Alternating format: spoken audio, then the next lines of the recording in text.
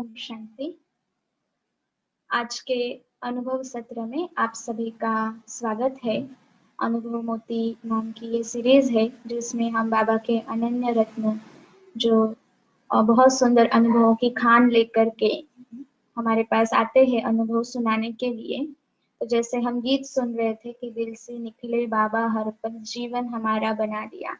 तो बाबा के जो भी ये सच्चे परवाने हैं उस परमात्मा क्षमा रूपी परमात्मा पर फिदा होने वाले ये सारे परवाने जो है, तो ये बहुत सुंदर अनुभव रूपी मोती हमें सुनाते हैं। आज हमारे पास खास आए हैं आदरणीय मुकुल भाई जी। आप सभी भाई जी से बहुत अच्छी तरह से परिचित है और खास करके पुणे वाले सभी बहुत भाग्यशाली है जो भाई जी की सारी सेवाएं वैसे तो पूरे देश भर में भारतवर्ष में चलती है, लेकिन जहाँ पर फिजिकली रहते हैं तो वहाँ के सभी यज्ञ वत्सों को बहुत अच्छे तरह से बेनिफिट होता है। तो भाई जी का जस्ट थोड़ा सा परिचय हम कराना चाहेंगे कि जैसे लौकिक में भाई जी जो है वो मैकेनिकल इंजीनियर और ऑटोमोबाइल इंजीनियर और साथ ही साथ साइकोलॉजी में पीएचडी कर रहे हैं। एमए इन साइकोलॉजी है और साथ ही में स्पार्क के कोर कमेटी मेंबर है। हम जानते हैं स्पार्क एक बहुत सुंदर हमारी विंग है जो योग के अलग अलग प्रयोग के रिसर्च के बारे में जुड़ी है। साथ ही आपका बहुत सुंदर एक्सपीरियंस है ऑटोमोबाइल इंडस्ट्री में और वर्तमान समय आप वॉक्सवैगन में एक लीडिंग मैनेजर है, एचओडी है, हेड ऑफ द डिपार्टमेंट। साथ ही में ये तो हो गया जैसे प्रोफेशनल परिचय, लेकिन अलौकिक परिचय जो है वो बहुत सुंदर है कि आप बाबा के ऐसे महान रत्न है जो हमेशा आपके अंदर नवीनता करने की उत्सुकता रहती है, विश्व कल्याण की भावना रहती है और इसी कारण आप बहुत सारे सेंटर्स में बाबा की विशेष सेवा जो देते हैं वो है योग भट्टियां कराना पूरे भारत में और अलग अलग ज्ञान के प्रयोग, ज्ञान के जो पॉइंट्स है उसको कैसे हम हमारे डे टू डे लाइफ में यूज कर सकते हैं या प्रोफेशन में यूज कर सकते हैं, खास करके यूथ के लिए कैसे हम उसको यूज करते हुए आगे बढ़ सकते हैं, इस पर आप बहुत अच्छी तरह से समझाते हैं। और इसका मुख्य कारण ये है कि जो आप बताते हैं वो धारणाएं खुद के जीवन में दिखती है।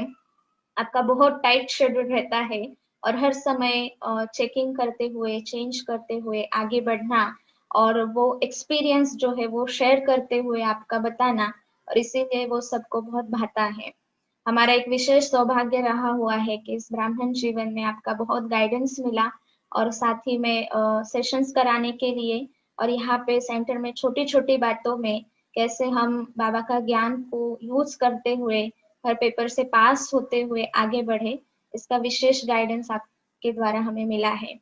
और साथ ही में पुणे वाले या बहुत सारी बहनें भी आपको बोलती है कि आप हमारे लिए मास्टर ब्रह्मा है, क्योंकि वैसे तो हमने ब्रह्मा बाबा को इन साकार रूप में नहीं देखा है, साकार आंखों से, लेकिन आपको या आपके जीवन को देखते हुए प्रैक्टिकली लगता है कि हाँ, ब्रह्मा बाबा अगर थे तो ऐसे ही थे और इतनी आपकी बाप दादा के कदम पर कदम चलने की, जो पद चिन्हों पर चलने की हमेशा रहती है कोशिश और उसमें कामयाब है। तो इस प्रकार से अनुभव की खान लेकर के आज जैसे आए हैं, वैसे तो 30 साल ज्ञान में हुए हैं तो 30 साल का अनुभव बहुत बड़ा है और साथ ही में आप 400 से भी ज्यादा सेंटर में बाबा के घर से पालना लिए हैं और पालना दिए हैं, इसलिए 400 सेंटर का भारत के सारे मुख्य शहर के सेंटर में आपका जॉब के कारण जाना हुआ है और इसीलिए वहाँ के सारे सेवाओं के नवीनता के अनुभव। वैसे आप कोलकाता से निकले हुए हैं, लौकिक अलौकिक जन्म, लेकिन उसके बाद जैसे घूमते घूमते पुणे में पहुंचे हैं और साथ ही में आपके द्वारा अभी जो एंथिया सोसाइटी है वहाँ पे बहुत सुंदर सेवाएं चल रही है। वहाँ पर प्रभु रतन नाम से हमारी गीता पाठशाला चल रही है, तो वहाँ की भी आत्माओं की बहुत सुंदर पालना और सेवा आपके द्वारा हो रही है। आपकी बहुत सारी विशेषताएं हैं, ज्ञान का गुह्य रीति से मनन चिंतन, उसको प्रैक्टिकल जीवन में कैसे अप्लाई करना है, साथ ही में योग में बहुत रुचि। भाई जी घंटों तक बिना हिले डुले योग में बैठ सकते हैं और सिर्फ खुद ही नहीं बैठ सकते, लेकिन योग भट्टी जो जिनकी कराते हैं वो भी अपने आप बैठते हैं। आपका विशेष ये ध्यान रहता है कि आपसे जुड़ी हुई आत्मा का परमात्मा के साथ किसी भी प्रकार से कनेक्शन हो जाए। तो ये विशेष आपका ये रहता है चिंतन कि जो भी बाबा के घर में आए या सेवा के कारण आप जिससे भी मिले, तो उसकी योग की तार बाबा के साथ कैसे जुड़ सके। मेडिटेशन में बहुत मास्टरी है, इसलिए आप योग के अलग-अलग प्रयोग करते रहते हैं और कराते रहते हैं। साथ ही में हर समय नवीनता के बारे में आप सोचते हैं, इसलिए उमंग उत्साह जो है वो बहुत है। और कुमारों के लिए एक मिसाल है कि आप कुमार है तो एक आदर्श कुमार जीवन कैसा होना चाहिए, इसके लिए आप मिसाल है। आज साथ ही में हम माता जी, ममता माता जी, जो आपकी लौकिक अलौकिक माँ थी, उनको भी जरूर याद करेंगे कि उन्होंने एक ऐसे लाल को पालना दी जो आज विश्व के लिए पालनहार है। तो आइए अब सुनते हैं भाई जी के ही मुखारविंद द्वारा कि कैसे वो ज्ञान में आए और ज्ञान के कौन से बिंदु उनको भा गए। और साथ ही में ज्ञान के कुछ अनुभव जो है, इसने 30 सालों के अनुभव तो आधे घंटे में सुनाना बहुत मुश्किल है, लेकिन फिर भी के कुछ मुख्य अनुभव हम सुनेंगे जिससे हमें भी जरूर प्रेरणा मिलेगी। आइए सुनते हैं मुकुल भाई जी से।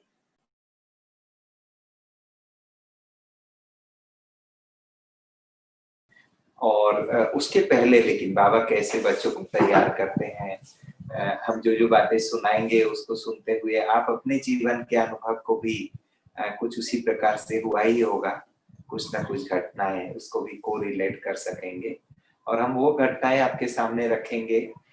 30 साल लंबे समय है, उसमें बहुत सारी बातें सुंदर अनुभव हुए हैं, लेकिन अभी तो कुछ समय के हिसाब से थोड़े बहुत कुछ चुनिंदे बातें सुनाएं। तो सबसे पहले ज्ञान में आने के पूर्व 2-3 बातें बताना चाहेंगे।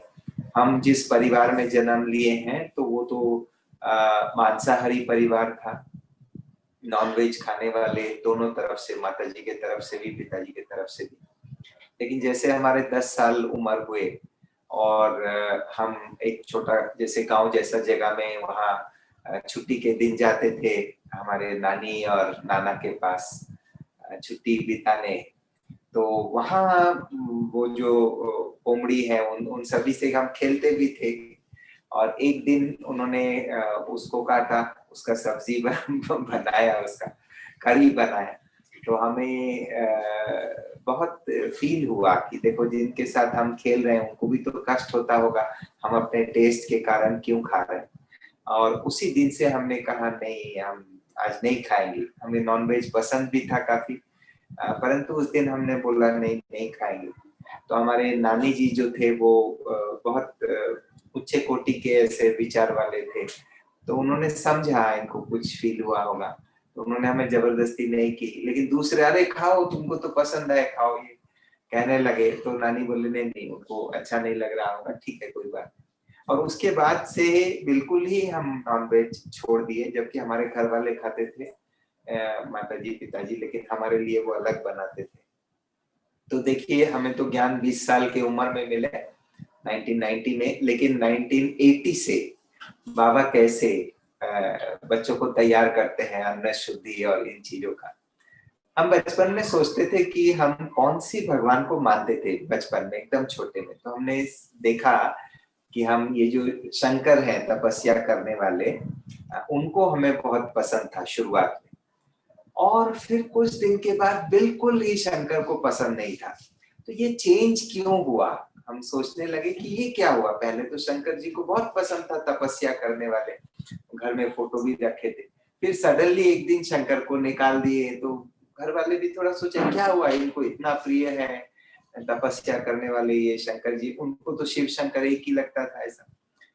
तो हम जिस दिन सुने कि शंकर युगल है, उनका शादी हुआ है और ये उनके युगल लोग हैं, तो हम बोले अरे ये शादीशुदा वाला भगवान, नहीं नहीं, हम शादीशुदा वाला भगवान ये कैसे शादी।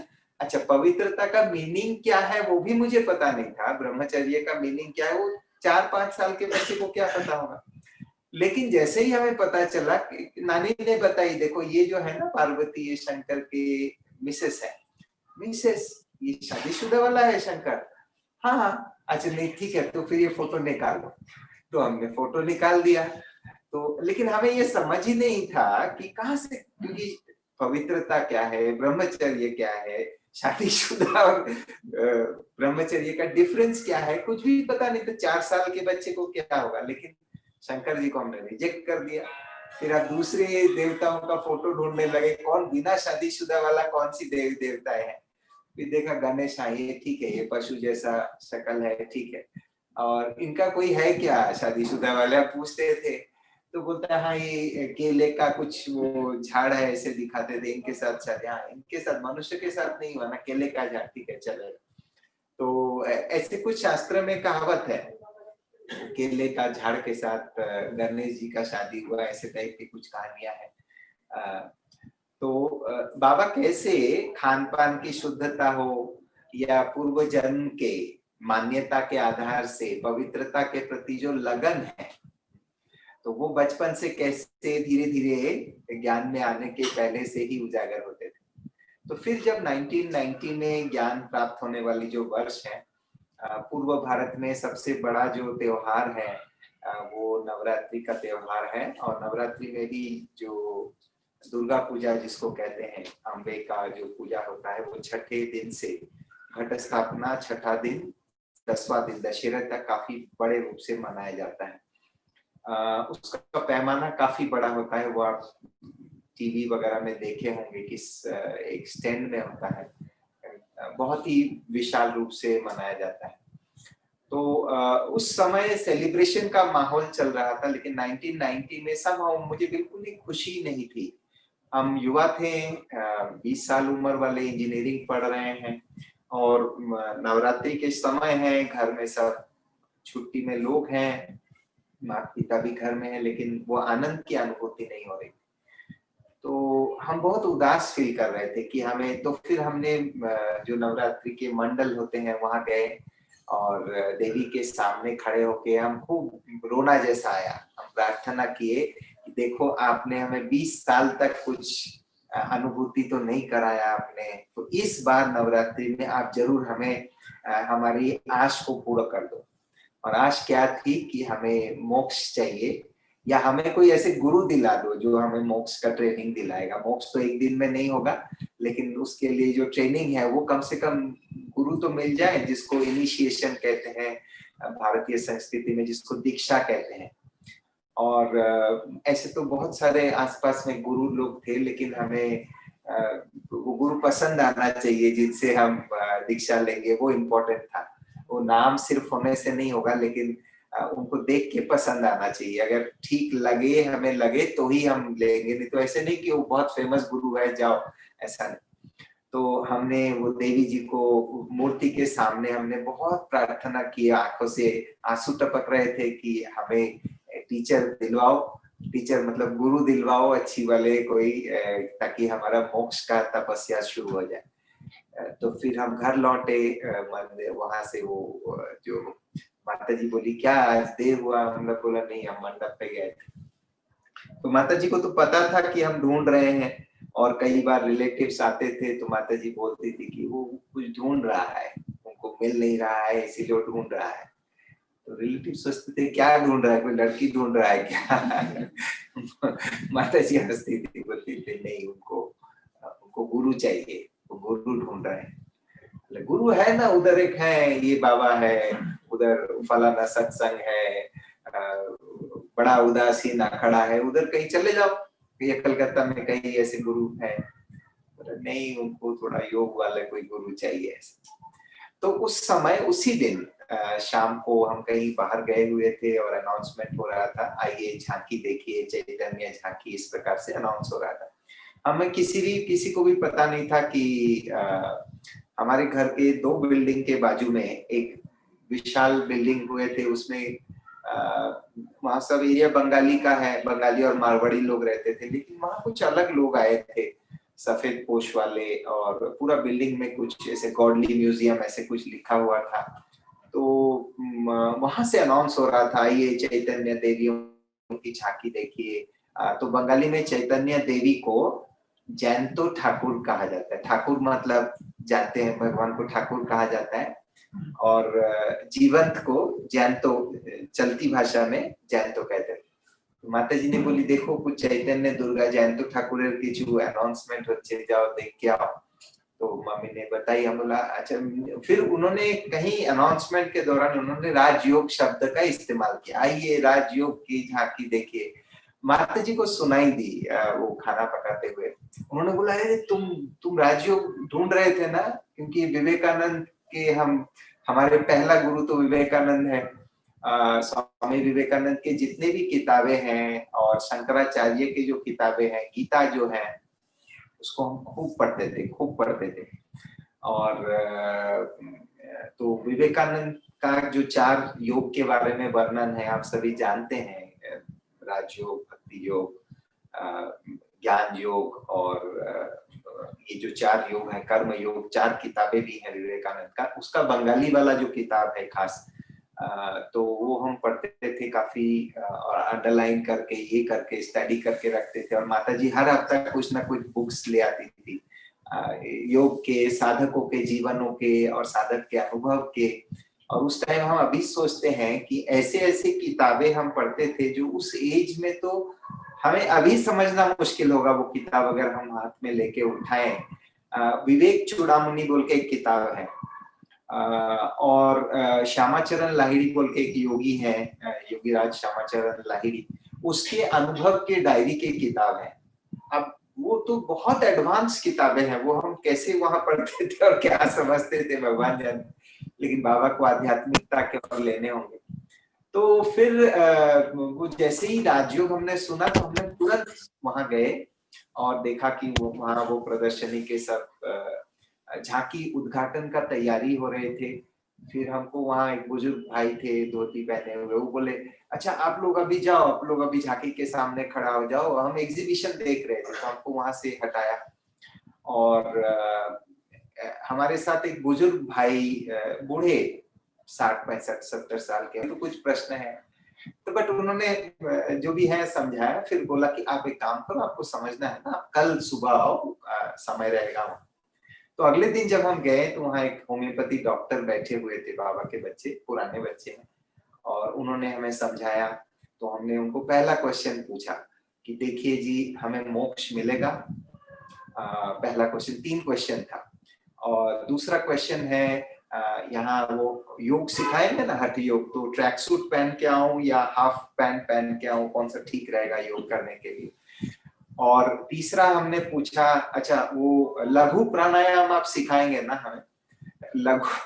लघु प्राणायाम का मतलब है, शास्त्रों में वर्णन है कि अगर आप 36 सेकंड तक विधिवत प्राणायाम का अभ्यास करते हैं तो आप जमीन से उठते हैं, आप हवा में उड़ जाते हैं, आपका शरीर हल्का हो जाता है और आप पानी के ऊपर चल सकते हैं, पहाड़ों से क्रॉस करके जा सकते हैं। इसका वर्णन है पतंजलि के जो विभूति पाद है, पतंजलि के 4 किताबें जो 4 चैप्टर्स हैं उसमें कैवल्य पाद, विभूति पाद, साधना पाद, समाधि पाद।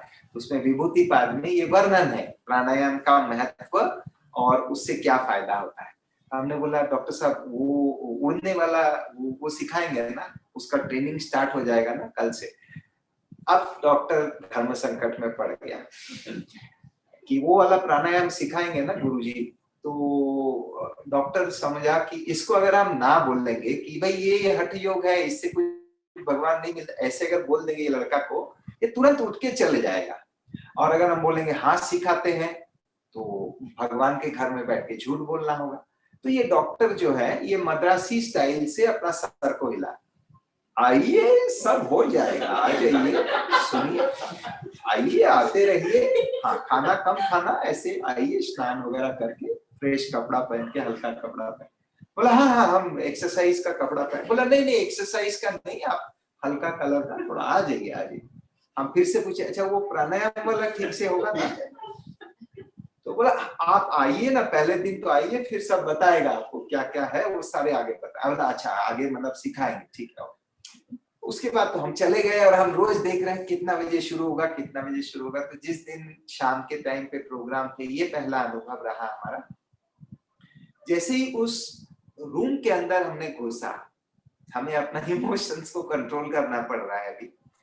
तो जैसे ही हम उस रूम के अंदर घुसे जहाँ लाल लाइट बाबा का लगा हुआ था, सामने खड़े वाले ब्रह्मा बाबा का चित्र, एक बड़ा सा ब्रह्मा बाबा, एक मम्मा, फ्लेक्स में नहीं, ये कैनवस के ऊपर बने हुए बड़े बड़े चित्र थे, एक बाबा का चित्र, एक मम्मा का चित्र, और बीच में एक शिव बाबा का ऐसे लाइट था। हॉल, नॉर्मल हॉल, उसमें कोई ऐसे थोड़े थोड़े छोटे ऐसे चित्र जैसे होते हैं वो, और नीचे चादर बिछे हुए थे और ट्यून्स बज रहे थे। फरिश्ता बोल के एक ट्यून्स है, वो ट्यून बज रही थी, बहनें अगरबत्ती जलाई थी, क्योंकि ये सेकंड बैच था उनका, कोई आता ही नहीं है कलकत्ता में ज्ञान, सब नॉनवेज खाने वाले, तो बड़े भावना से हमारी बहनें झांकी रख के हम लोग सेकंड बैच, एक बैच सरस्वती श्री पंचमी से निकले थे 8-10 स्टूडेंट, और हम सेकंड बैच वाले। तो आके जैसे ही हमने बैठा, जिस स्थान पर हमने योग के लिए बैठा, हमने इधर उधर देखा, 4 लोग आए थे हमारे पहले, 4 लोग, थोड़ा बुजुर्ग, हम सबसे युवा उसमें। जैसे ही हमने बैठा, पहला चीज फील हुआ, अरे ये जगह तो जबरदस्त जगह है, ये कुछ अलग लग रहा है। हमें कोई योग का अनुभव नहीं था, सिर्फ किताब पढ़े हुए थे, नॉलेज तो था, दुनिया के भक्ति के ज्ञान थे, यानी साधना के जो थियोरिटिकल ज्ञान था वो था, लेकिन घुसते ही फील हुआ ये जगह कुछ अलग है। अब किसी भी हालत में इस जगह को छोड़ना नहीं है।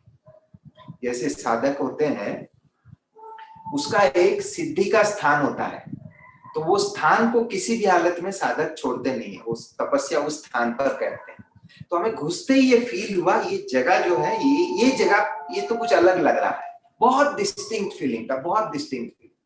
अब फिर बहनें आई, शुरू की, उनका आत्मा का लेसन था, योग शिविर था, आत्मा परमात्मा, तीसरा दिन जो है, फिर अस्मिता दीदी आई, अस्मिता दीदी योग का कराई, आत्मा परमात्मा योग का हो गया। तो हमें टेंशन होने लगा कि आज तो 3 दिन पूरा हो रहा है, अब तो ये बहनों का संस्था है, तो हम शांति वाले व्हाइट ड्रेस वाले घूम रहे हैं और ये तो घुसने नहीं देंगे, फिर अगले दिन से मेरा तब यहाँ क्या होगा, ये जगह तो बड़ा जबरदस्त है। अब कैसे पूछे कि बहन जी हम बिना कारण से इधर रोज आएंगे, ऐसे बोलना भी ठीक नहीं लगता है लेडीज को, थोड़ी हम बोलेंगे कि आपके आश्रम में आके हम रोज बैठे रहेंगे, वो क्या सोचेंगे।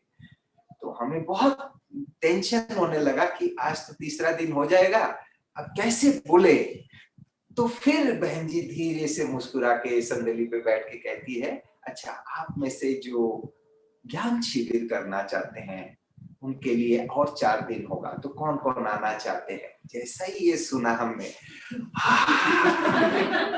जैसे कि इतना तसल्ली हुई, कम से कम 4 दिन और आ सकेंगे, अब कुछ युक्ति ढूंढना होगा। यहाँ जैसे कि और 3 दिन आना होगा, शक्ल बिगड़ जाता है, जो बाबा के उतना नजदीक के बच्चे नहीं है।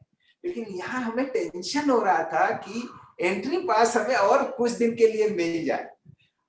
और बहनें जो भी बोल रही थी, ज्ञान के जितने भी पॉइंट्स हैं, सारे पॉइंट्स जैसे कि एक्सेप्टेड था, सारा पॉइंट्स।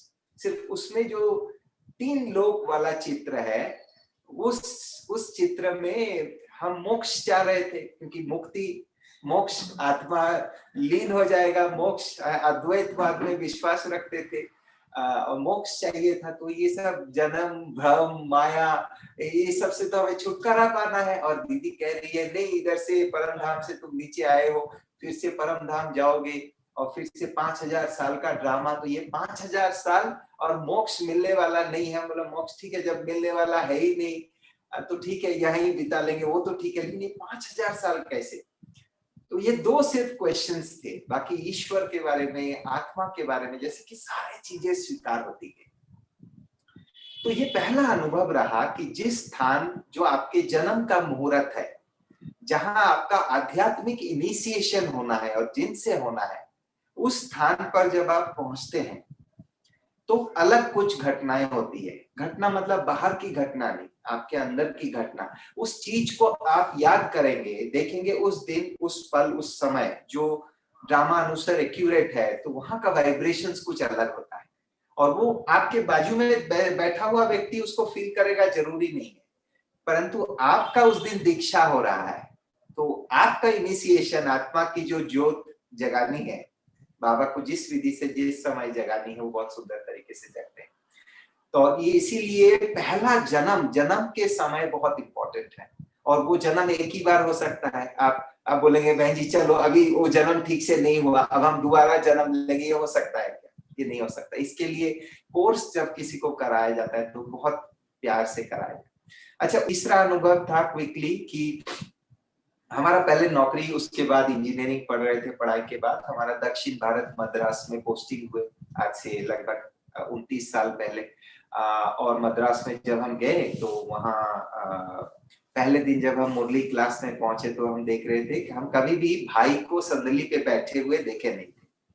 ऑलवेज बहनें बैठकर मुरली पढ़ती थी, मतलब भाई संदली में बैठ सकता है ये अंदाजा ही मेरा नहीं था। तो पहले बार हम मद्रास में एक भाई को संदली पे बैठा हुआ देखा और मुझे झटका आया, जैसे कि गोली लगा ऐसे झटका आया। बोला ये क्या?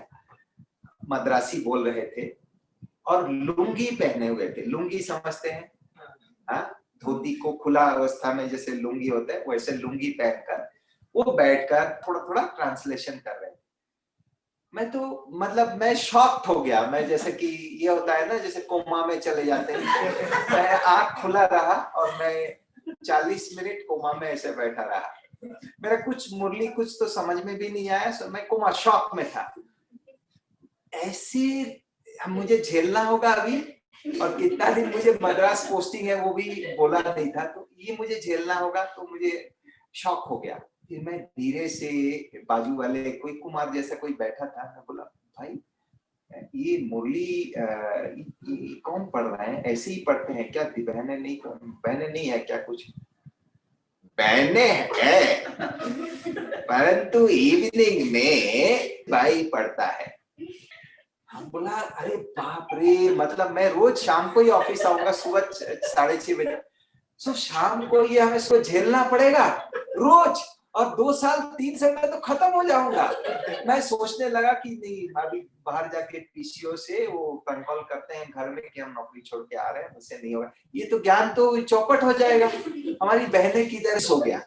तो उसके बाद फिर जब बाद में दीदियों से बात हुई तो लगा कि नहीं दीदियां रहेंगी, सुबह मुरली बहने पड़ती है। तो मुझे क्या करना है कि मुझे देहधारी को देखना नहीं है, वो कैसे है, उसका शक्ल कैसे है, अकल कैसे है, नकल कैसे है, वो मुझे देखना नहीं है। मुझे केवल सुनना है, और भले आंखें खुली रहेंगी और शिव बाबा के पीछे रेस देखेंगे, और एक बात को याद करना है, जैसे मधुबन में बैठ के मैं मुरली सुन रहा हूँ।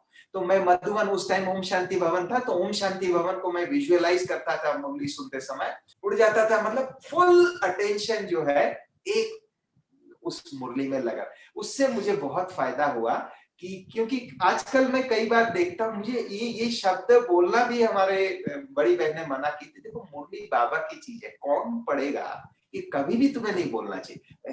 अरे वो बहन जी बहुत अच्छी मुरली पढ़ती है, ये बोलने का ऑथोरिटी है क्या मुझ स्टूडेंट को? तो मैं बहन जी का शक्ल देख रहा हूँ या मुरली के शब्द को सुन रहा हूँ? क्या मैं मुरली तो वही है, तो मेरा मुरली में ध्यान कहाँ?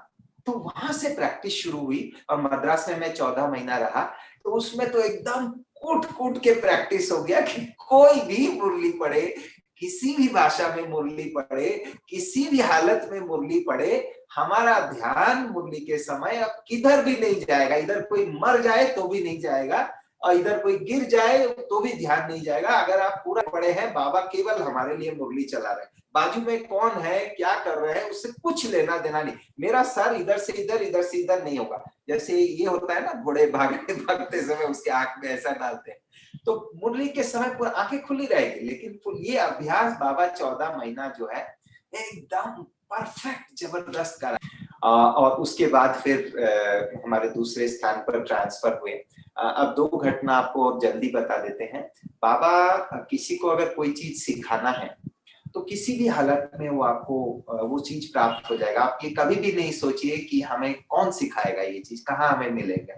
सिखाने वाले सैकड़ों हैं, सीखने वाले कम हैं। टीचर्स बहुत है, टीचर मतलब मैं टीचर बहने नहीं बोल रहा हूँ, स्टूडेंट सही मिलना मुश्किल है दुनिया में, सिखाने वाले सैकड़ों है। इसीलिए आप चिंता नहीं कीजिए सीखना कहाँ से। तो हम जब बॉम्बे में थे तो बाबा हमें ऐसे ऐसे कुछ लोगों के संस्पर्श में लाए, ऐसे ऐसे सेंटर, ऐसे ऐसी टीचर बहने जो हमें एक एक चीज सिखाई और इतने कीमती, इतने मेहनत से वो चीजें सिखाई जो हमें शायद 10 साल 12 साल बाद उसके काम लगे। घाटकोपर के नलनी दीदी, हम उनको पहचानते भी नहीं थे, हम तो एक छोटा सेंटर में जाते थे, बट हमें उस सेंटर से नलनी दीदी के पास रेफर की और हम 6 भाई बहनों को भाषण कैसे करना है वो सिखाने के लिए 2 टीचर बहनों को मुकर्रर किया गया और वो 2 टीचर बहनें हमें ट्रेनिंग देती थी 3 महीना तक भाषण कैसे करना है। तो हम अभी सोचते हैं कि कहाँ, अगर आपके पीछे 6 महीना तक, 3 महीना तक हर रोज कोई टीचर बहन, 2 टीचर बहनें 3-3 घंटा टाइम दे, तो आपका यज्ञ के प्रति कृतज्ञता बढ़ेगा या नहीं बढ़ेगा, बताइए। और वहां से बड़ी बहन फिर खाना भेजती थी कि ये लोग, ये बच्चे लोग कुमार लोग हैं, घर जाके कब खाना बनाएंगे, तो खाना भेजते थे। और हम लोग टीचर बहन के साथ बहुत ही अच्छी तरह से वो प्रैक्टिस करते थे, भाषण करते थे। और फिर नौकरी जाने के पहले गोदरेज बोल के कंपनी है विक्रोली में, तो गोदरेज में भाषण करते थे हम 2 लोग बारी बारी से, कभी 2 भाई, कभी 1 बहन 1 भाई, कभी 2 टीचर बहनें, वो प्रैक्टिस करते थे। और अभी वो 6 के 6 जो है सारे भाषण और सेवा करने वाले बने। तो हमने ये बात सीखा कि आप कोई भी व्यक्ति पर जितना भरोसा रखेंगे, ट्रस्ट रखेंगे, विश्वास रखेंगे और उनके पीछे, मराठी में जिसको गुंतवणूक कहते हैं, समय का गुंतवणूक, नियोजन जितना करेंगे, आपका रिजल्ट, रिटर्न्स उतना अच्छा आएगा। 2 चीजें चाहिए, एक है भरोसा चाहिए, दूसरा है समय देना चाहिए।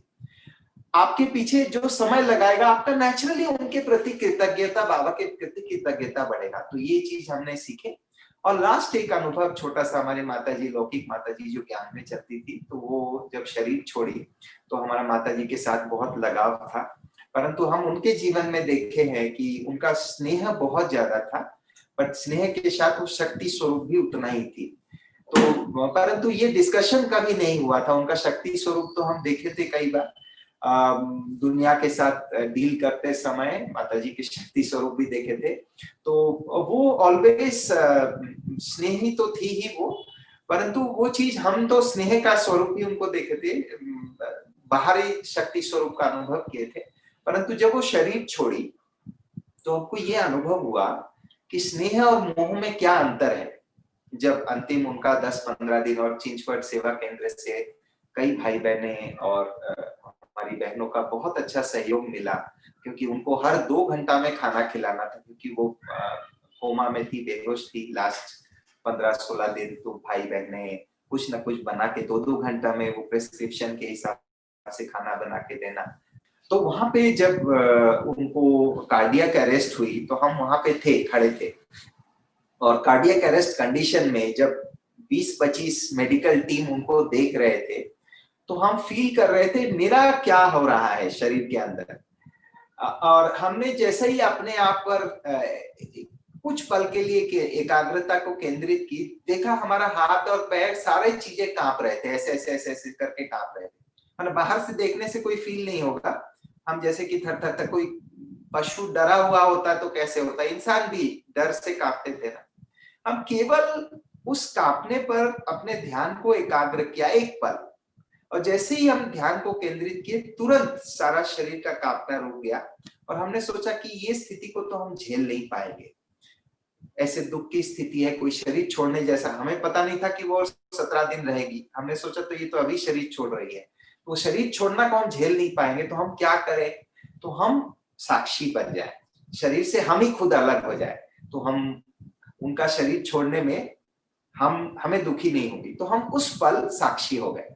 तो डॉक्टर और नर्स लोग जो थे, बोला आप उनके रिलेटिव है, बोला आप लड़का है, बोला आप बाहर जाओ। तो हम तो साक्षी हो गए थे, और साक्षी होके हम जस्ट खड़े थे। तो फिर देखा ये कुछ कर भी नहीं रहा है, रो भी नहीं रहा है, डिस्टर्ब भी नहीं कर रहा है, वो आ भी नहीं कर रहा है। तो उन्होंने अपना काम पे ध्यान दिया, परंतु हमको उस टाइम फील हुआ कि एक्चुअल साक्षी दृष्टा स्टेज क्या है। एक है हम सिमुलेट करते हैं, सिमुलेशन समझते हैं। सिमुलेशन मतलब जैसे बच्चों का खेल का होता है ना, गुड़िया को कपड़ा पहनाना या वो खाना पकाना, ऐसे छोटा सा, लेकिन उसमें तो चूल्हा नहीं है, एक्चुअल खाना तो नहीं बन रहा है। तो जैसे हम अशरीरी बनने का अभ्यास करते हैं, लेकिन एक्चुअली अशरीरी स्थिति का जब एक्चुअल शरीर छोड़ने का स्टेज तो लाइफ में एक ही बार आएगा। तो ये सिमुलेशन एक्चुअल था कि इस समय मैं साक्षी बन सकता हूं या नहीं। और हमने देखा जैसे ही हमने शिफ्ट किया तो उसके बाद जो भी घटनाएं हो रहे थे, परिस्थिति वही है, घटनाएं वही है, माँ वही है, मेरा लगाव वही है, मेरा प्यार वही है, सब कुछ वही है, लेकिन मुझे हलचल नहीं हो रहा है। और ये चीज 17 दिन मुझे बहुत अच्छी तरह से अभ्यास करने को मिला आदित्य बिरला हॉस्पिटल में। तो जब माँ आईसीयू में थी तो इस तरीके से बाबा जो जो चीजें अनुभव आपको कराना है, आप सिर्फ ऑब्जर्व कीजिए अपने जीवन को, तो बहुत अच्छी तरह से अनुभव कर सकते हैं।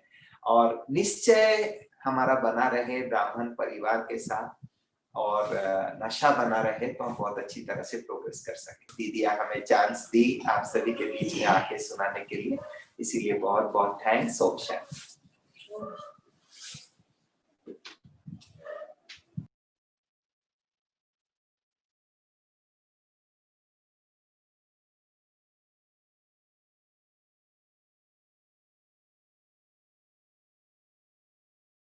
ओम शांति। बहुत बहुत धन्यवाद आदरणीय भाई साहब, आपने बहुत सुंदर रीति से कुछ मुख्य अनुभव हमें बताए कि जो हमारे जीवन के लिए बेहद जरूरी है कि कैसे आगे बढ़ना है, चाहे मुरली पर अटेंशन हो या किसी के कोर्स कराते समय कितना अटेंशन से हमें कराना चाहिए, माहौल का कितना अनुभव उनको होता है क्योंकि जन्म है। और साथ ही साथ जो लास्ट का साक्षीपन का अनुभव बताया, माता जी तो हम सभी को बहुत प्यारे थे और जैसे कि उनको देख के ही दादी की याद आती थी, तो दादी माँ का प्यार भी हमें उनके द्वारा प्राप्त हुआ। तो इसलिए आपका बहुत बहुत धन्यवाद। ऐसे आगे भी आपसे मुलाकात होती रहेंगी। कल फिर से हम मिलेंगे एक नए अनुभव के साथ, नए रत्न के साथ मुलाकात होगी अनुभवी मुक्ति सीरीज में। ओम शांति।